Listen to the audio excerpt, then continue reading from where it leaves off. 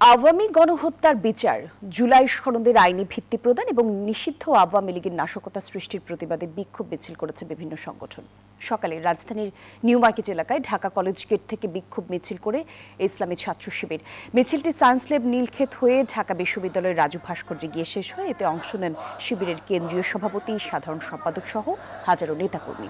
এ সময় আওয়ামী লীগের বিরুদ্ধে বিভিন্ন স্লোগান দেন বিক্ষোভকারীরা। রাজু ভাস্কর্যে সংক্ষিপ্ত সমাবেশ শেষে উত্তরা, খিলক্ষেত, গাবতলী, মিরপুর, ধানমন্ডি, শাহবাগ, চিটাগাং রোড সহ রাজধানীর 14টি গুরুত্বপূর্ণ স্থানে দিনব্যাপী অবস্থান কর্মসূচি পালন করেছে ছাত্র শিবিরের নেতাকর্মীরা।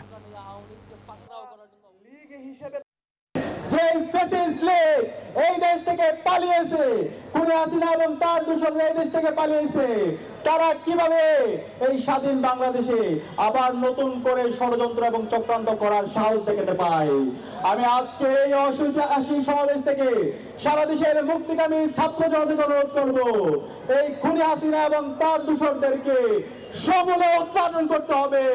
আমরা 2009 সাল থেকে 24 সাল পর্যন্ত আমাদের একে একে ঝরে পড়া প্রত্যেকটা ফুলকে আমরা মোটেও ভুলি নাই।